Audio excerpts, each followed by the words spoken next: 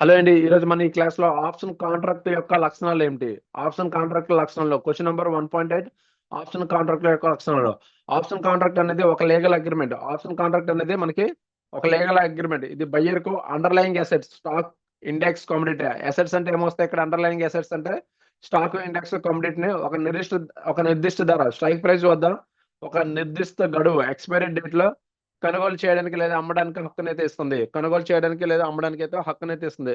దీన్ని ముఖ్యమైన లక్షణాలు ఈ విధంగా ఉన్నాయి.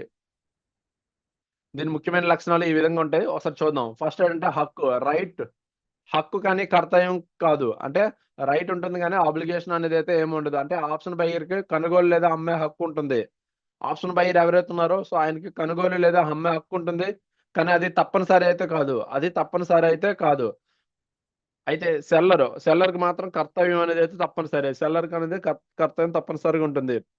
నెక్స్ట్ సెకండ్ ఏంటంటే ప్రీమియం. సో ఆప్షన్ కాంట్రాక్ట్ కొనుగోలు చేయడానికి బయ్యర్ ఒక ప్రీమియం చెల్లించాలి. ఆప్షన్ కాంట్రాక్ట్ కొనుగోలు చేయడానికి బయ్యర్ ఎవరైతే ఉన్నారో ఒక ప్రీమియం చెల్లించాలి. ఇది కాంట్రాక్ట్ విలువ. బయ్యర్ గరిష్ట నష్టం ఈ ప్రీమియం ఏదైతే ఉందో ఇదే బయ్యర్కి ఏదైతే ఉందో గరిష్ట నష్టం ఈ ప్రీమియం అయితే నష్టపోతాడు. And strike price. ఆప్షన్ లో అండర్లయింగ్ అసెట్స్ కొనుగోలు లేదా అమ్మే నిర్ణీత ధరను స్ట్రైక్ ప్రైస్ అంటారు. ఆప్షన్ లో అండర్లయింగ్ అసెట్స్ కొనుగోలు లేదా అమ్మే నిర్ణీత ధరను స్ట్రైక్ ప్రైస్ అంటారు. ఇది లాభ నష్టాలను నిర్ణయించే ప్రధాన అంశం. ఇది ఏదైతే ఉందో లాభ నష్టాలు నిర్ణయించే ప్రధాన అంశం. Next fourth, expiry date. Option contract నిర్దిష్టమైన గడువుతో ఉంటుంది. ఆ గడువు ముగిసిన తర్వాత ఆప్షన్ విలువ అయితే లేకుండా పోతుంది. అంటే పర్టికులర్ గా ఆప్షన్ కాంట్రాక్ట్ ఏదైతే ఉందో మన పర్టికులర్ ఒక నిర్దిష్ట తేదీ అనేది ఉంటుంది. ఆ తేదీ మనకి ముగిసేటప్పటికి ఆప్షన్ విలువ కంప్లీట్ గా లేకుండా అనేది అయితే పోతుంది. 6 పాయింట్ వచ్చేటప్పటికి లివరేజ్ ప్రభావం.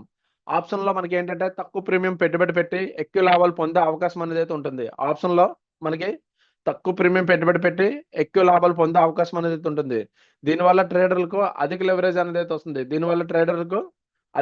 అనేది అయితే వస్తుంది. Next time decay. అంటే ఎక్స్పైరీ దగ్గర పడే కొద్ది కూడా ఆప్షన్ విలువ అనేది తగ్గుతుంది. ఎక్స్పైరీ దగ్గర పడే కొద్ది అంటే ఎక్స్పైర్ అయ్యే కొద్ది కూడా ఆప్షన్ విలువ అనేది తగ్గిపోతుంది. ఇది బయ్యర్ కు నష్టకరం అండ్ సెల్లర్ కి ప్రయోజనకరంగా ఉంటుంది. నెక్స్ట్ 8 పాయింట్ వచ్చేటప్పటికి పరిమిత నష్టం, అపరిమిత లాభం. సో ఇక్కడ బయ్యర్ గరిష్ట నష్టం ఓన్లీ ప్రీమియం మాత్రమే. తను ఏదైతే ప్రీమియం పే చేశాడో ఆ ప్రీమియం వరకు అనేది అయితే నష్టపోతాడు. కానీ లాభం వచ్చేటప్పటికి అపరిమితంగా ఉంటుంది. సెల్లర్ కి లాభం అనేది పరిమితం. ప్రీమియం వరకు లాభం ఉంటే కానీ నష్టం అనేది అయితే అపరిమితం. సో కన్క్లూజన్ మనం చెప్పుకోవాలనుకుంటే ఆప్షన్ కాంట్రాక్ట్ లక్షణాలు వాటి ప్రత్యేకత అయితే చూపితే సరైన